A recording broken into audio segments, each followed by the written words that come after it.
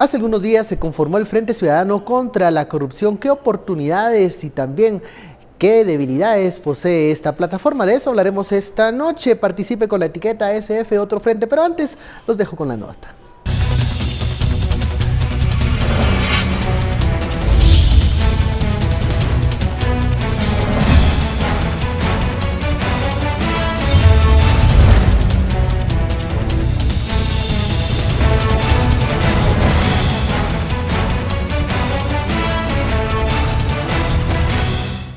Si queremos salir de este fango, que aceptemos como primer paso el mea culpa. Sin esa aceptación del mea culpa, no importa cuán profundo se llegue, la sustancia que va a alimentar el futuro de este país no va a existir. El primero en realizar el llamado fue Peter Lamport, el segundo fue Estuardo Porra Sadik, que habló sobre la condena que tuvo su hermano Juan Carlos en el caso Construcción y Corrupción. Mi lucha contra la corrupción empezó mucho antes que eso, y lo único que hizo el que mi familia haya tenido que enfrentar este proceso es sumarme con más fuerza a esta lucha y decir, me atrevo a estar presente y me atrevo a decirlo de frente. Las sillas que están vacías, que realmente son pocas, es gente que piensa y no logra encasillar quién está detrás de esto. Yo fui convocado al igual que todas las personas que están aquí. A ninguno se nos dijo de dónde provienen los fondos, a ninguno se nos dijo quién lo está haciendo. Lo único que se nos dijo, están dispuestos a pararse al frente y decir, apoyan la lucha contra la corrupción y la impunidad, de la mano de Iván Velázquez al frente de la comisión, de la mano del Maldana, el Ministerio Público, y que exista la continuidad del trabajo que ellos están haciendo. Porra Sadik indicó que el comisionado vino a construir y no a destruir, que se debía construir sobre una buena base, pero no sobre cimientos falsos. Repito, no es ideológico. Lo he dicho no una, sino 100 veces. La lucha contra la corrupción y la impunidad no puede ser ideológica. Es de principios, cosa que hemos perdido desde hace ya mucho tiempo. Invitó a los asistentes a dar un paso al frente y asumir la responsabilidad. Esas 4 sillas, invito a que alguien que esté con nosotros acompañándonos se sume y que dé el primer paso a decir, yo me sumo. Al podio subieron los empresarios Felipe Bosch y el presidente de CACIF, Tony Maluf. Bienvenidos a Sin Filtro. Terminamos esta semana con un acontecimiento que ocurrió el miércoles. Esta conformación del Frente Ciudadano contra la Corrupción. Pros y contras, oportunidades o desventajas que esto pudiese traer. De eso hablaremos esta noche. La etiqueta SF Otro Frente. Damos la bienvenida a nuestros analistas. Nos visita Fernando Espina y Luis Velázquez. Muy buenas noches. Hola, buenas noches. A ver, buenas noches. Planteemos esta ventana de oportunidad que nace esta semana, en donde diferentes sectores se unen en un clamor en contra de la corrupción, contra la impunidad. ¿Cuáles son las oportunidades que tenemos a futuro para que este frente se pueda consolidar como una instancia de consensos mínimos para la sociedad guatemalteca, Luis? Yo creo que si entendemos este primer momento de la lucha contra la corrupción como la lucha penalista, sabemos de que la lucha contra la corrupción puede ser más transversal, puede ser más amplia. Es importante llegar a acuerdos mínimos con diferentes sectores ideológicos, porque creo que es en estos temas concretos en los que se puede lograr. Entonces, hablar de fortalecimiento del Ministerio Público, la permanencia de la CICIG, un buen momento también para recobrar el impulso de las reformas al sistema de justicia que se había quedado estancado en el Congreso.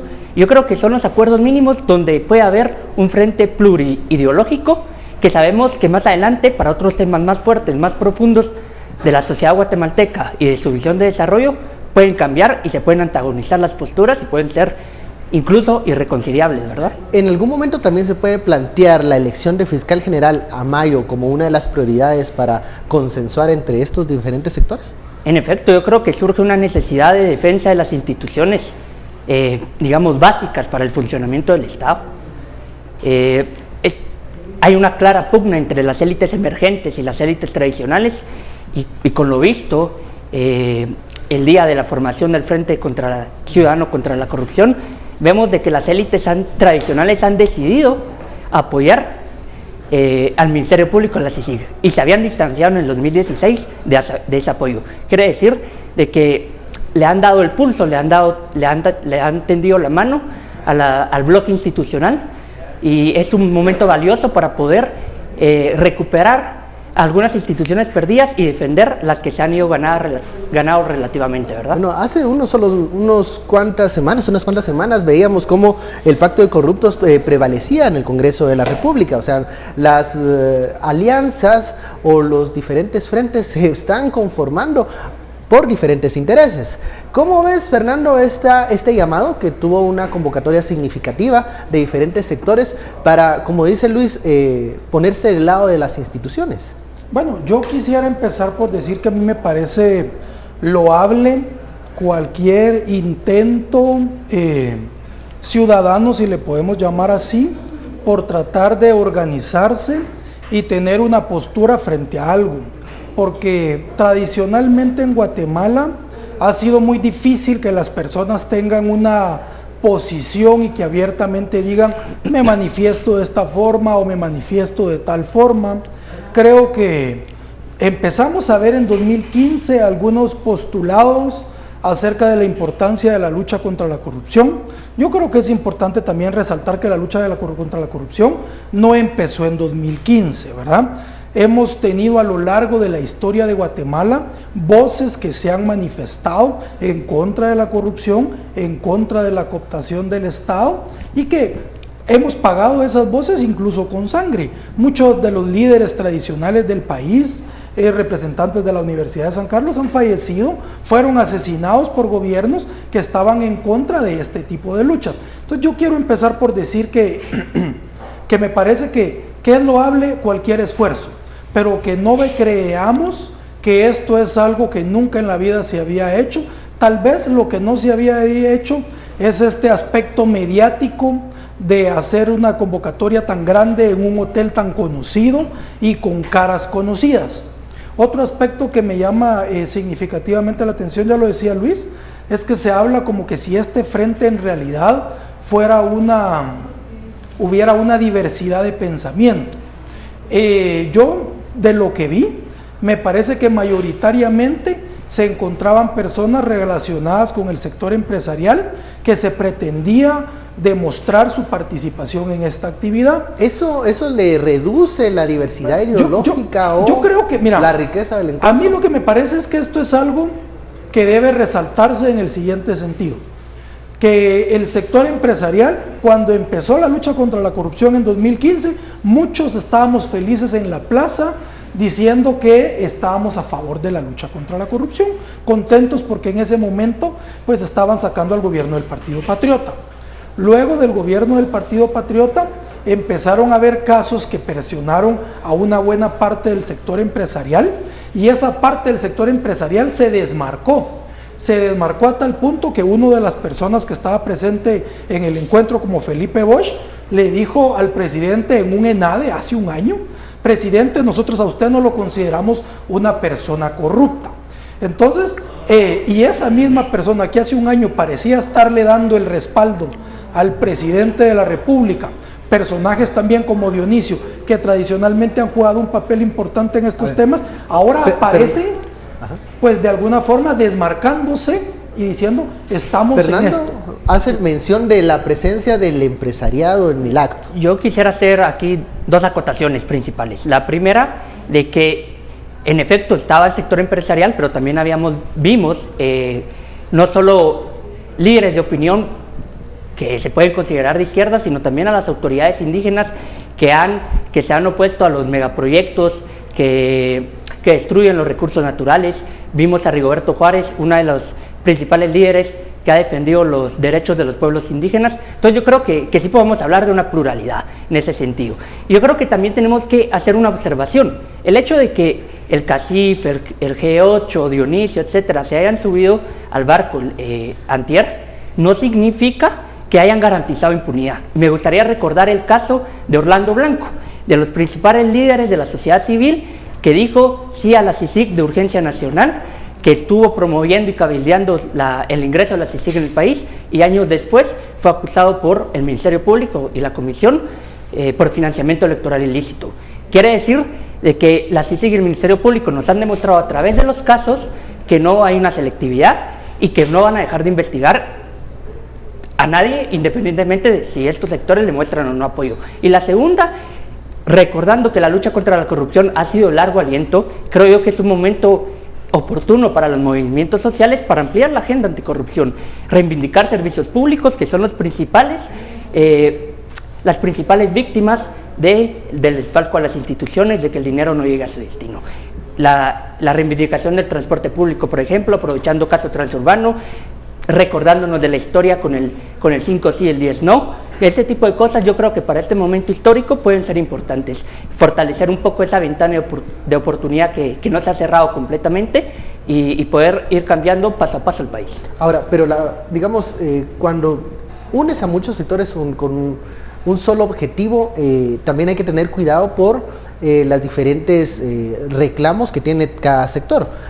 ¿Cómo van a coincidir estas voces en esta lucha si hay intereses particulares que en algún momento nos pueden confrontar? Yo ni siquiera me atrevo a decirte que estén representados todos los sectores por lo siguiente. A ver, yo veo ahí la participación de algunas de las personas que sí podemos decir que representan tal vez algún grupo de comunidades indígenas, pero recordemos que el país tiene 22 grupos culturales y no todos los grupos están representados ahí. También me atrevería a decirte, bueno, a ver, si vamos a hablar de encontrar conciliación en posturas, yo no veo a los representantes de los pueblos que se han opuesto, por ejemplo el pueblo Xinca, que ha estado peleando tanto contra la minería, a las personas que han estado en la puya, tampoco veo, para hablarlo así claramente, a ver, si esto fuera realmente plural y amplio, pues a mí me gustaría ver a un líder ahí de las organizaciones como Codeca, y no lo veo.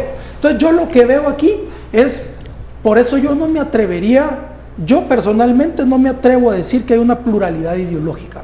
Yo creo que todas las personas que estaban sentados ahí son de una misma postura ideológica. ¿Por qué? Porque si hablamos de una pluralidad, sentamos a personas que se oponen al extractivismo y a otras cosas, y sentamos a personas que lo promueven. Pero aquí estaba como un área muy central de personas que estaban todos en un mismo sentir, ¿verdad?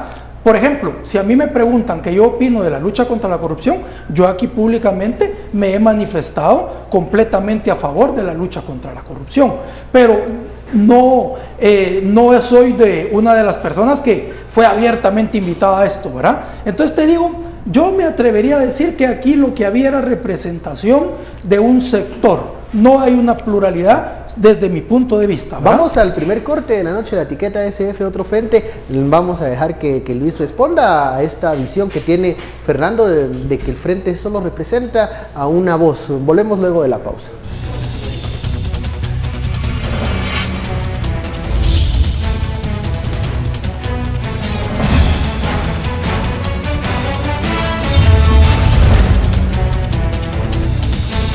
Revisamos a Sin Filtro, la etiqueta SF Otro Frente. En el bloque anterior, Fernando nos daba su impresión de que ve en el frente una conformación de una sola voz.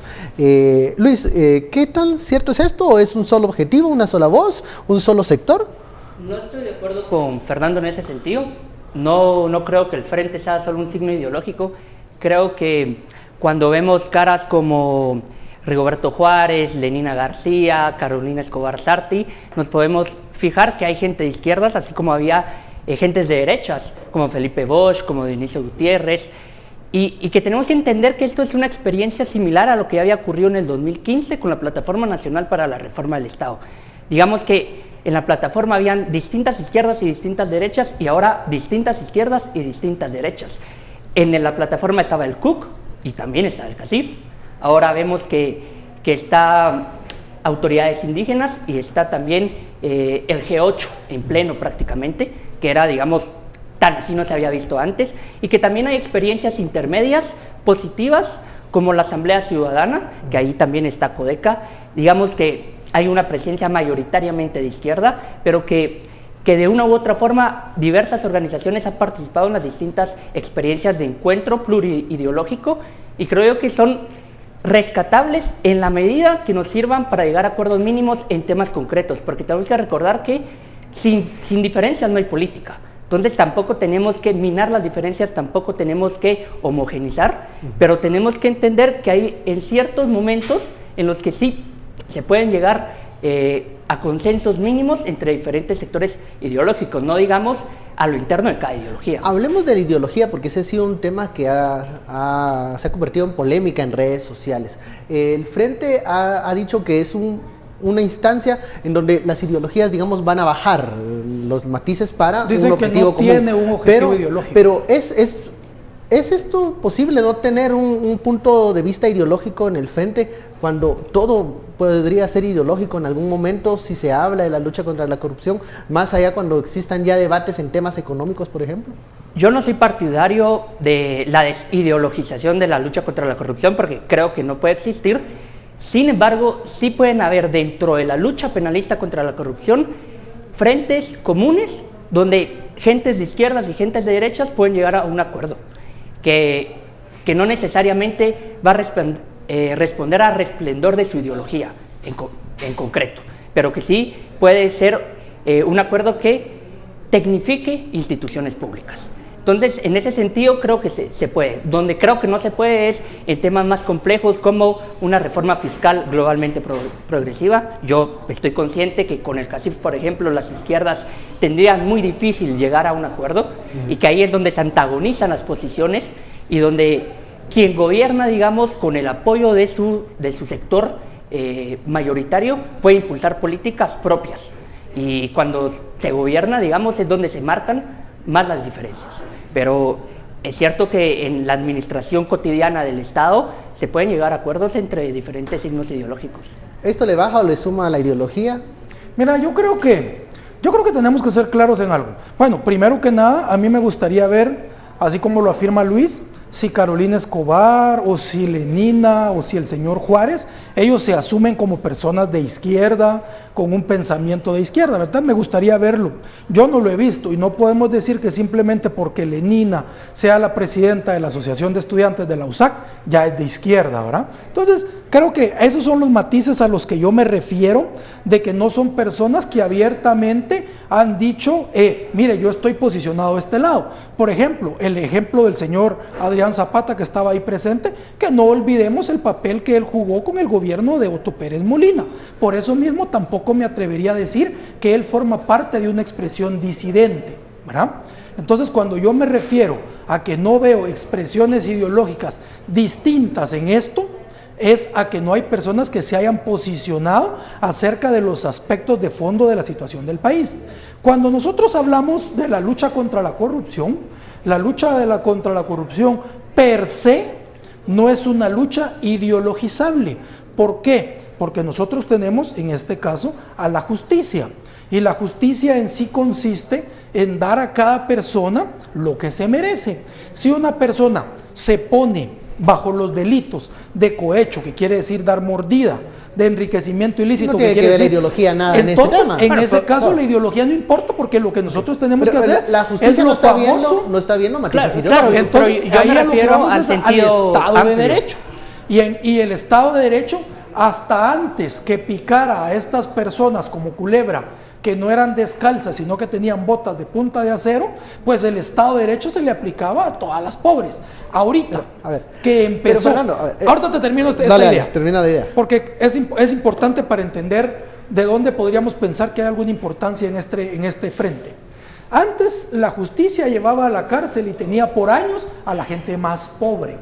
Del 2015 para acá, empieza cierta parte del sector empresarial a ser perseguido. Y hay algunos que se dice que antes de ser perseguido fueron y pagaron las deudas millonarias que les tenía el Estado pendientes, y otros que abiertamente se dicen: mi familia fue condenada por corrupción, y entonces yo vengo y hago un ejercicio de decir: no estoy en contra de la lucha contra la corrupción, porque es importante. Yo creo que de este frente lo verdaderamente rescatable son estos empresarios que tradicionalmente han contribuido en la cooptación del Estado, en beneficiarse y en privilegiarse del Estado a través de aranceles o a través de financiamiento electoral ilícito, y que ahora dicen: ¿saben qué? Mea culpa, yo tradicionalmente me había beneficiado de esto, ¿verdad? Porque ahí están, pero ahora yo quiero decir que voy a luchar contra eso. Eso me parece que es rescatable. Ahora, es rescatable este mea culpa que hacen los empresarios, claro Eso que me sí. parece Ahora, rescatable. pero dices en un momento, Fernando, que las expresiones de izquierda que conforman este frente no están llegando al punto medular Es que no del las veo, problema. no las veo. O sea, No, esta según gente yo, que ahí se ha no hay sumado personas de izquierda. ¿es menos izquierda?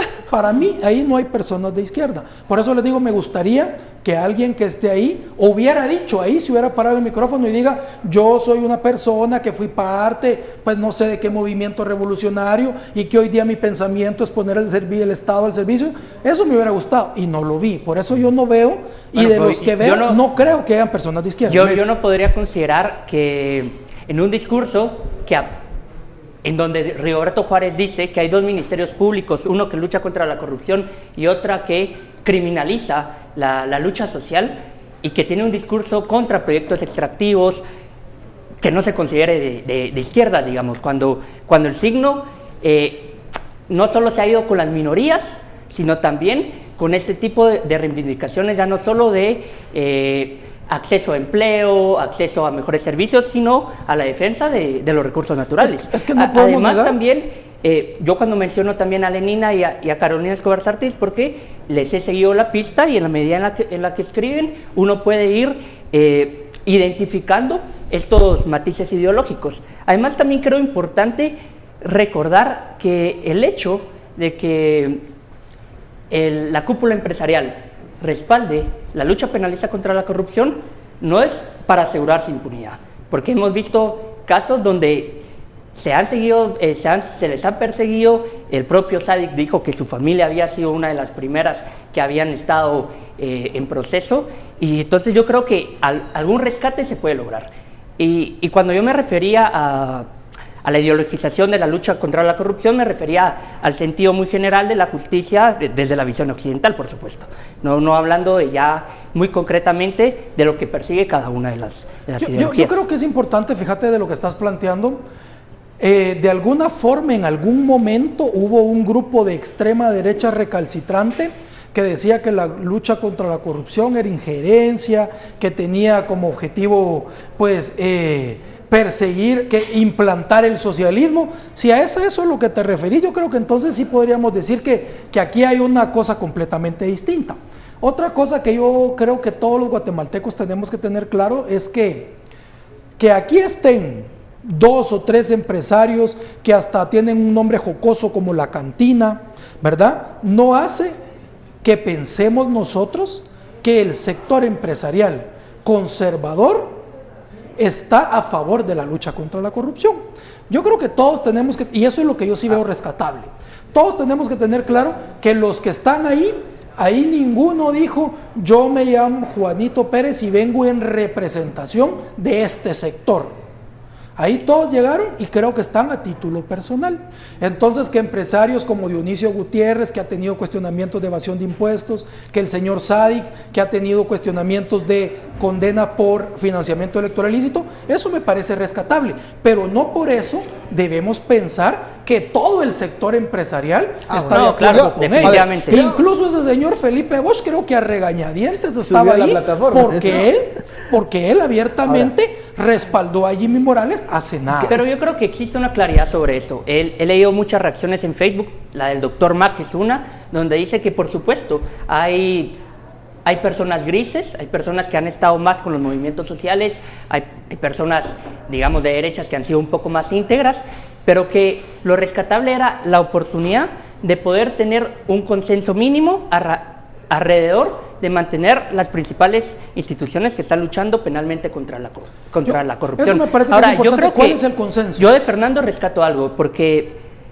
creo que sí es muy importante que los movimientos sociales observen de este momento la necesidad de ampliar la agenda anticorrupción hacia demandas más sentidas por la población, donde se le pueda construir un discurso de decir, tenemos que mejorar el día a día de las personas, todos aquellos aspectos que son golpeados por la corrupción e impiden una mejoría de vida de la población en general. Eso es un tema pero digamos que eso también es una responsabilidad de los movimientos sociales. Sí. Me gustaría mucho que también que la AEU, como la Asociación de Estudiantes Universitarios, pueda impulsar este nuevo discurso para no solo generar mayor apoyo popular, sino también para lograr avances concretos en la vida de las personas. ¿Sabes qué es lo que yo veo y qué es donde vienen? Yo lo que me hago son preguntas, porque ya mencionabas un par de ejemplos que para mí son muy importantes, como la Asamblea Ciudadana, mencionábamos también este frente que se creó con el apoyo de la Universidad de San Carlos,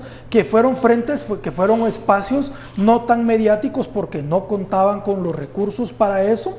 Me parece, a mí me llama mucho la atención, para empezar, ver la cobertura que se le ha venido dando desde el lunes. Habían entrevistas para que los líderes de este frente pues llegaran y hablaran de la importancia que el frente tiene, que yo les digo, o sea, tiene sus partes rescatables. Entonces, me llama la atención esa parte de, bueno, nosotros sabemos que los que hemos estado en la lucha social, sabemos que los movimientos reales de base carecen de recursos. Entonces estos movimientos reales de base pues no tienen la posibilidad de hacer toda una puesta en escena, un montaje alrededor de un evento como este. Entonces yo, por ejemplo, si a mí me preguntan, yo creo en la Asamblea Ciudadana, donde veo una participación mucho más plural, y esto a mí me parece importante, reiterándolo, como una postura del sector empresarial, diciendo, con esta gente, con estas caras que están aquí, con estos sí trabajo, con estos puedo platicar, y a lo mejor con estos puedo hacer gobierno. Y no pues, se puede pensar, o incluso plantear, que este Frente Ciudadano contra la Corrupción sea un punto de partida para que las organizaciones que tal vez en este momento no se sumaron puedan integrarse, porque si están abriendo las puertas, mal se verían en este momento si se les cierran a algunos. Yo creo que generar fuerza política. Solo me dice producción que vamos a un corte y regresamos con este tema.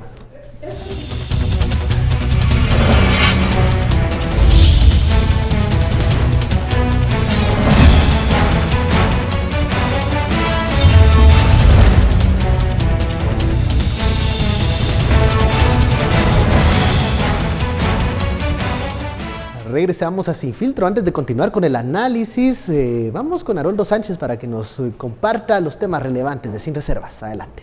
Un gusto poder estar con ustedes, Ben Keichin, hoy en Historias desde el Sillón. Guatemala, un país donde la muerte se convirtió en algo que tan solo se aceptaba sin protestar. Además, nos adentramos en un mundo de desprestigio donde los net center son los reyes de la discordia. Y al cierre, una pequeña biblioteca en medio del Parque Colón brilla con la historia de sus trabajadores y visitantes. Hoy le contamos quiénes son estos personajes, así que nos vemos a las 11 en punto. Regresamos al set principal con los mejores analistas de la televisión nacional. Sin duda estaremos pendientes de Sin Reservas al terminar Sin Filtro. Continuamos con el análisis. La pregunta que había dejado en el bloque anterior, ¿es esta una ventana abierta para convocar tal vez a otras organizaciones que no están en la fotografía en este momento, Luis? Sí, sobre todo porque creo que es un momento clave para generar esa fuerza política que en el 2016 menguó a partir de junio, después del caso de cooptación del Estado, y que en los primeros meses de septiembre de 2017 prácticamente no existía, hasta lo que se originó después del Pacto de Corruptos. Creo yo que en estas instancias finales donde se disputa la defensa de las instituciones de justicia, creo yo que es muy importante poder regenerar esta fuerza política, aperturar un nuevo ciclo de movilizaciones y poner nuevas demandas más amplias, que dejen un poco la lucha penalista hacia la generación de beneficios sociales. Ahora, ¿qué pasa con aquellos personajes que ven la fotografía del Frente Ciudadano y dicen, yo no me subo a esa tarima porque ahí está aquel empresario? O el otro, al contrario, que diga, yo no me voy a subir allí porque está aquel líder comunitario. Porque las dudas en la sociedad guatemalteca aún están frescas, las heridas ahí están presentes. De hecho, es una herencia contrainsurgente, la desconfianza a los diversos actores políticos que interactúan en el sistema está latente. Con justa razón por un lado, y también por otro lado con mucha sinrazón, porque para la construcción de un país democrático, plural, de oportunidades, es importante contar con el apoyo decidido y transparente de los diferentes sectores que componen una sociedad. Entonces yo creo que si bien es justa la desconfianza primeriza, tenemos que regenerar la cultura política, superar nuestros males endémicos y poder generar algo en conjunto, no solo de forma pluriideológica en un primer momento, en consensos básicos como decía anteriormente, sino posteriormente dentro de las fuerzas más democráticas que se vayan formando con miras a transformar el Estado. Fernando. Fíjate que ¿Más integrantes, más plataformas, más sectores? yo te diría primero, ¿Lo ves posible? analicemos la fotografía que tenemos ahí. Guatemala es un país donde, según datos oficiales, el 60% de la población es indígena, ¿verdad? Según datos oficiales, el 60% de la población es indígena. Y si nosotros vemos en esta fotografía, podríamos decir que en representación de algunos grupos, porque acordemos que cada comunidad indígena tiene sus líderes, claro. Y yo no me atrevería a decir que alguno de ellos sea el representante de todos los pocumchis, o de todos los quechís, o de todos los quichés. Entonces ahí yo lo que veo es una clase urbana, media o alta, y un grupo de personas que están a favor de la lucha contra la corrupción, principalmente clase media alta y del sector empresarial. Entonces, a mí no es que me genere desconfianza, pero como te decía, yo me pregunto quién convocó y quién de los que están ahí, quiénes no aceptaron estar, porque solo eran 4 sillas vacías. Entonces ahí tal vez yo me diría, bueno, tal vez sí invitaron a Codeca y Codeca no quiso ir, o tal vez sí invitaron a los de la Puya, y los de la Puya que han hecho tanto movimiento durante estos años no quisieron ir, o tal a la vez Fundación contra el Terrorismo, o tal vez te invitaron a la Fundación contra el Terrorismo, o tal vez invitaron a la URNG y no quiso ir, ¿verdad? No sé quiénes son esas 4 sillas vacías. Ahora lo que yo voy es, invitaron con nombre.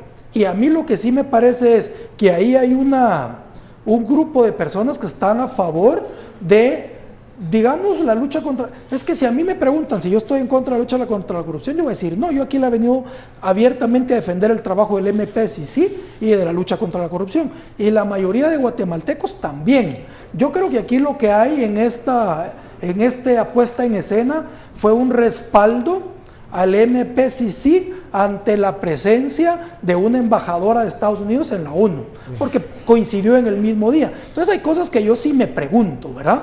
Porque yo no necesito hacer esta puesta en escena para decir que estoy a favor de la lucha contra la corrupción. Luis, yo creo que hay una oportunidad para operativizar este frente, ampliarlo, ¿sí? Pero que tampoco para volverlo improductivo, como en algún momento dado se convirtió la Plataforma Nacional para la Reforma del Estado. Creo que hay que ponerle mucha atención a aquellas organizaciones, a aquellos movimientos que tengan organización efectiva, para que sea lo más representativo posible, para que puedan ser demandas cada vez más sentidas y cada vez más concretas también. Porque yo creo que este frente puede fracasar en la medida en que se sienten a hablar sin el compromiso de acordar y también falseando representaciones que en un momento dado se pueden llegar a ocasionar, o las dobles representaciones. Yo en la plataforma me di cuenta porque me tocó ser representante estudiantil y había un representante voy a dar un ejemplo hipotético, de Codeca, por ejemplo, que participaba también en festivales solidarios y estaba representado festivales solidarios y Codeca. Entonces yo creo que hay que poder hacerlo de una forma más productiva posible, que represente a la mayoría, a lo que más se pueda a la población, para que sea cada vez más operativo y tenga objetivos políticos concretos. ¿Y qué objetivos políticos concretos puede tener una plataforma como el Frente, más allá del apoyo público al trabajo de MP y CICIG? Yo creo que la fiscalización para el proceso del fiscal general para el Ministerio Público, la Contraloría General de Cuentas, de nuevo se viene el proceso para elegir superintendente en la SAT. Creo que en esos niveles institucionales de procurar que hayan altos directivos de lo más transparente posibles y que estén enfocados en su trabajo, profesionales, como lo demostró en algún momento FOPA. Yo creo que en ese sentido pueden haber acuerdos, pueden haber objetivos políticos concretos de este frente. ¿Podemos ver más allá de la fotografía, Fernando, o sigue la fotografía siendo algo que nos puede dar muchas preguntas? Bueno, mira, hablando más allá de la fotografía, yo me hago una pregunta concreta. Y la pregunta concreta es, aparte de demostrarle a la señora que vino el apoyo a Iván Velázquez y a Tel Maldana, ¿verdad? Aparte de eso, ¿qué objetivo tiene el frente? Porque a mí no me quedó claro que este frente haya dicho, Luis nos dice, tenemos mínimos comunes en qué conversar. Ahí no dijeron cuáles eran los mínimos comunes. Tampoco dijeron convocamos a otros sectores a que se acerquen. Y el nombre es muy claro, se llama Frente Ciudadano contra la Corrupción, si yo no mal recuerdo.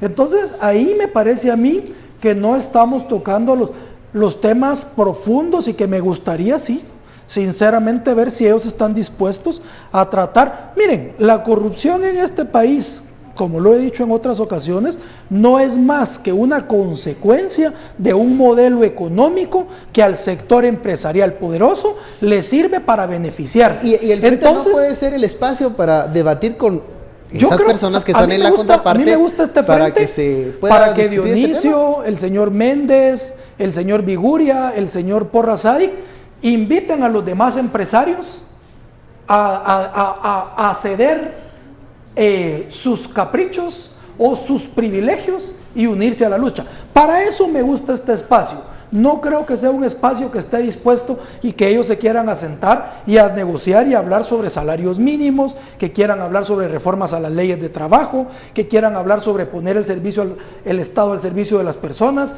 sobre abrir la participación, como se opuso abiertamente el sector empresarial, cuando en la reforma constitucional se planteaba la inclusión de pueblos indígenas. El sector empresarial fue el primero en decir, nos oponemos a eso. Entonces, para eso me gusta ese frente, para que hablen con ellos. ¿Qué pasa con este grupo, digamos, disidente, si lo podemos llamar así, del sector empresarial que pudiera estar dispuesto a discutir esos temas que menciona Fernando?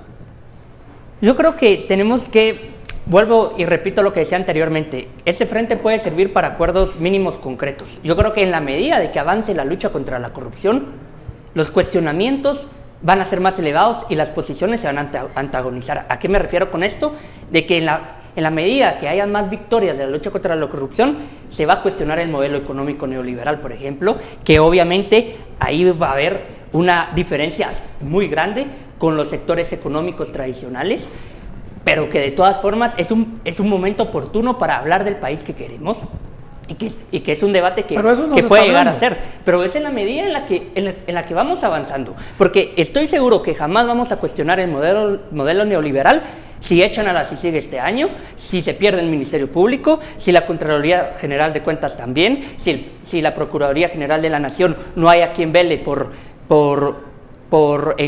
para evitar todos aquellos pactos lesivos a los intereses del Estado, etcétera. Entonces yo creo que en la medida que podamos garantizar las instituciones, podemos cuestionar la estructura en la que se formó el Estado guatemalteco del fin de la guerra para acá, que estoy muy de acuerdo, ha sido un modelo que permitió la cooptación del Estado precisamente por las fallas cíclicas del capitalismo. Pero vuelvo y repito, nunca vamos a hablar de eso de forma, digamos, seria o con oportunidades de llevarlo a cabo, si no reforzamos lo primero, que son instituciones que están peleando penalmente contra la corrupción. Entonces yo digo, si no estamos en esa línea del fortalecimiento institucional, MP, SAT, Contraloría de Cuentas, ¿qué pasa con el discurso, digamos, que critica el status quo actual?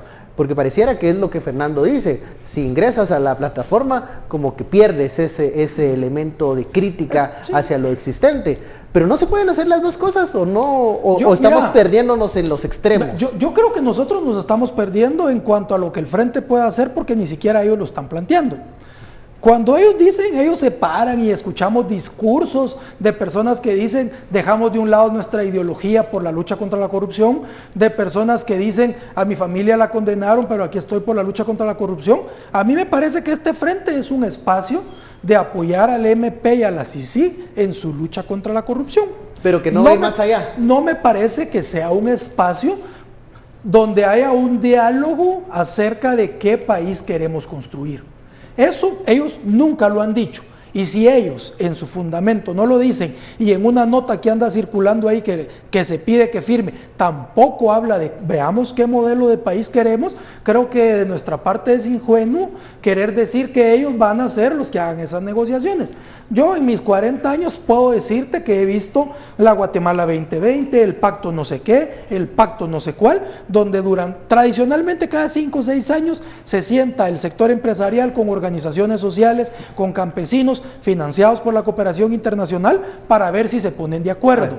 Que eso es otra cosa, pero esto es lucha contra la corrupción exclusiva. Vamos a la pausa, la etiqueta SF Otro Frente, seguimos discutiendo sobre esta plataforma.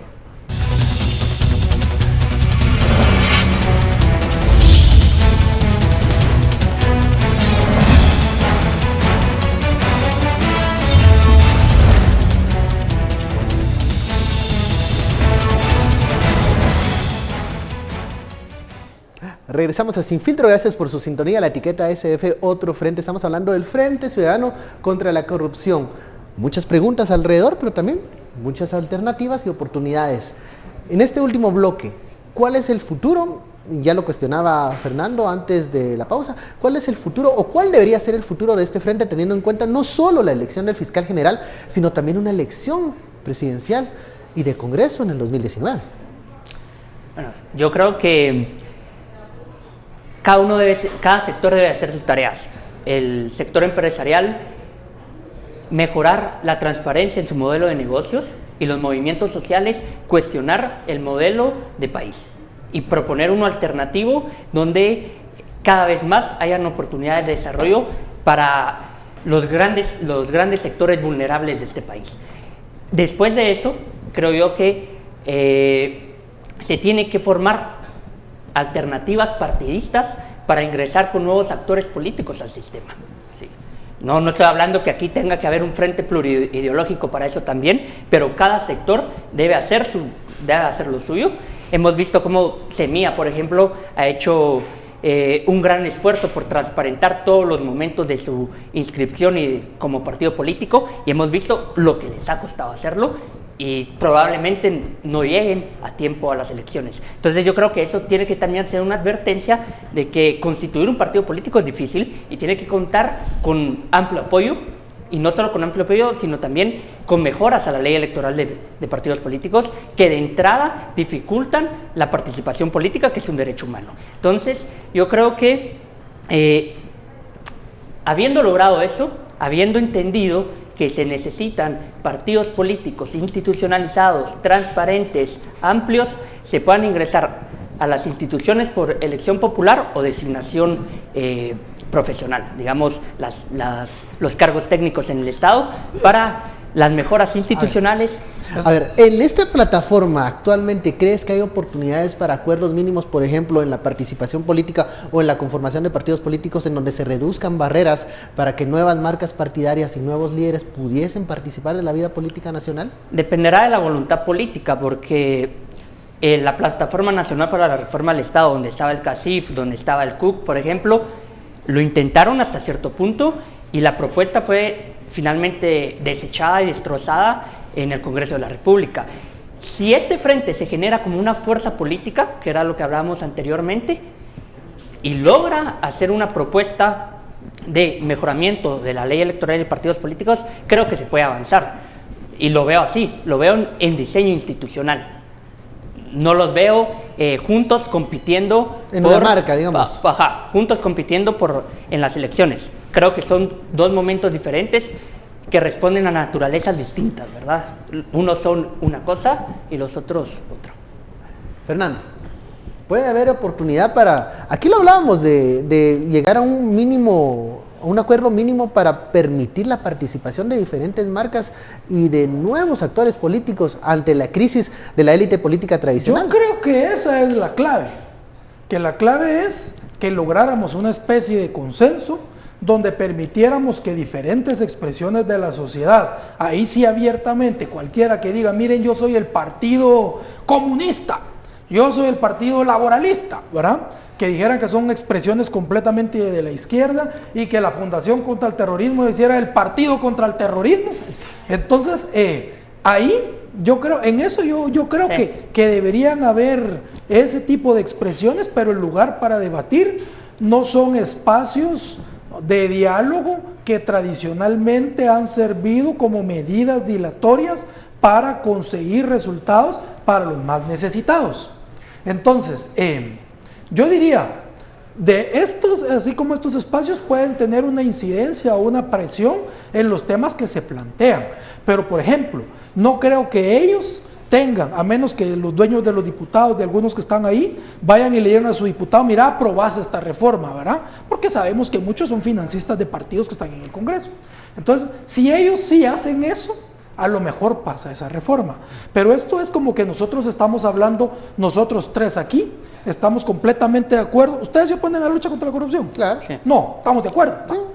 Pero si vamos a ver con los que están siendo perseguidos, ellos, y que tienen que tomar las decisiones de reformar leyes, ellos no están de acuerdo. Entonces, que nosotros tres digamos, háganlo, y ellos son los dueños de la pelota. Pareciera que no hay un contrapeso hacia esa conformación de No, fuerzas yo no estoy oscuras de acuerdo, porque para eso, que mira, se están alineando en contra. no estoy de acuerdo, porque ¿sabes de la qué? CICIG y el MP. Desde 2015 tenemos grupos y tenemos, por ejemplo, el Pacto de Corruptos. ¿Cuánta gente estaba alrededor del Congreso manifestándose sin tomarse una foto y decir yo soy tal?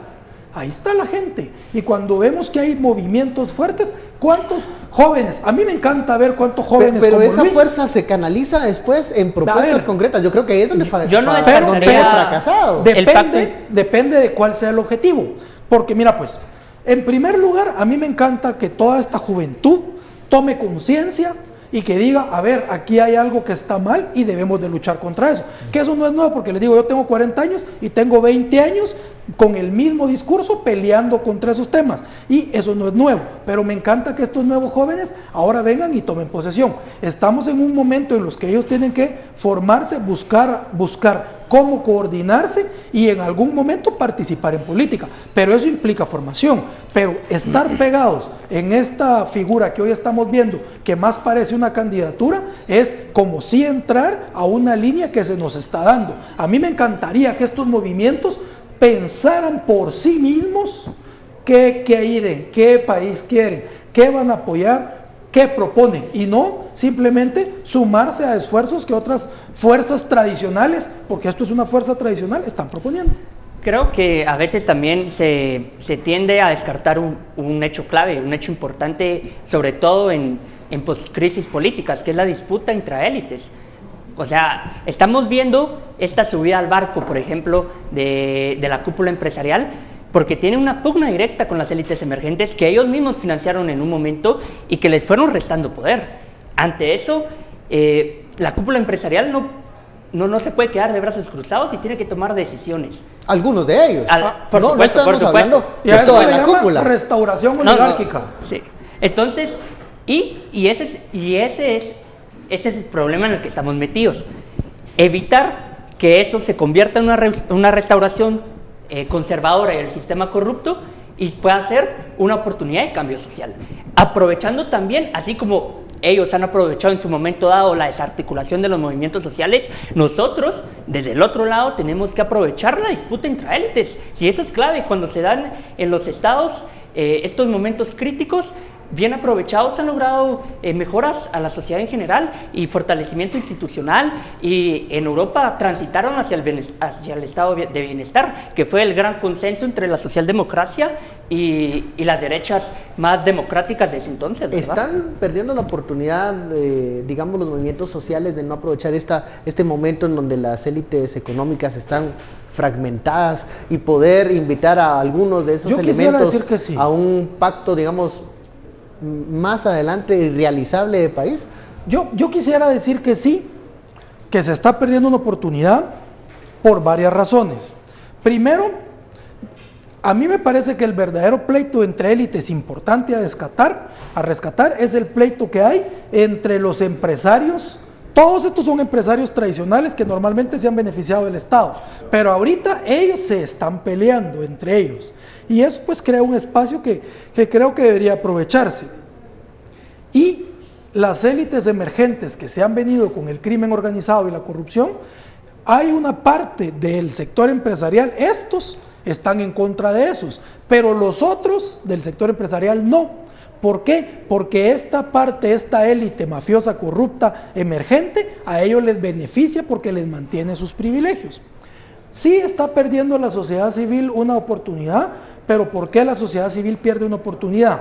Porque es una sociedad civil que está acostumbrada a vivir del financiamiento internacional. Entonces, promueven sus agendas según las agendas de la cooperación. ¿Qué quiere decir esto? Esto quiere decir que si la sociedad civil de verdad dijera, yo quiero un cambio de país que haga esto, esa sociedad yo confiaría. Pero si la sociedad civil lo que hace es, a ver, ahorita la lucha contra la corrupción la vamos a financiar XXXX, y entonces reciben esos financiamientos y se plegan a esas luchas y se toman esas fotos. Esa parte es la que yo veo que no cuaja. Me gustaría ver una sociedad independiente, que piense por sí misma, que piense en el bienestar de todos los guatemaltecos. Y que esté dispuesta a platicar. Sí, pero incluso con aquel empresario que tal vez hace 10 o 15 años era considerado un antagónico, que en este momento está peleado con el resto de sus similares. ¿Estamos preparados para ese punto? Creo que se está perdiendo la oportunidad también. Sin embargo, me gustaría recalcar dos cosas. Primero, yo he insistido mucho en mis trabajos académicos de que los movimientos sociales tienen que ampliar el discurso anticorrupción hacia la reivindicación de servicios públicos, al menos en un primer momento. En ese sentido, porque considero que eso puede generar apoyo social. La ventana de oportunidad no se ha cerrado y una prueba de ello fue la recuperación de la EU. O sea, estudiantes que se conocieron en el 2015, que empezaron a hacer de nuevo política, muchos de ellos que habían hecho política por primera vez porque el conflicto armado interno cerró espacios, se vuelven a encontrar, sacan a las mafias de la EU y después de eso comienza una regeneración en el movimiento estudiantil que incluso llega a recuperar la Asociación de Estudiantes del Derecho, que es una de las asociaciones históricas y más combativas que había tenido la universidad. Entonces, creo que si hay una regeneración de los tejidos organizativos, si se logra poder hablar con la sociedad civil en general, trazar lazos, generar discurso, la oportunidad puede ser aprovechada. Lo que sucede, me parece, en la USAC, a raíz de la recuperación de la EU, son luces organizativos y de incidencia política de los más jóvenes que nunca habían militado, que nos puede llevar a un camino distinto del que llevamos ahora, que es una remontada prácticamente del pacto de corruptos. Pero eso no lo vemos ahí. ¿Cuántas personas de tu edad vistes ahí? Bueno, vi de 22 a 30 años, estaba Soria, Lenina, Álvaro Montenegro, digamos que son gente que también venía trabajando desde el 2015 y habían iniciado con Justicia Ya, el difunto Somos, algunos en Semilla, que también tuvieron trabajo en conjunto con el CUC, Codeca, USAC Pueblo, y que es gente que digamos tenía 22, 24 años en el 2015. Y Montenegro a lo mejor nada más. Bueno, yo creo que les voy a regalar una foto para que hagan el análisis de la fotografía, porque se nos ha terminado y también del público que está enfrente. Se nos ha terminado el tiempo. Ya sabemos cómo son estas discusiones sobre cuánto debe ser, cómo debe ser y en qué marco perfecto deberían de quedar estas fotografías para un mejor país. Eso estamos discutiendo y para eso son estos espacios. Muchísimas gracias, Fernando. Luis, gracias. A usted muchísimas gracias por su sintonía. Esto fue Sin Filtro. No se vaya, viene Sin Reservas. Feliz noche.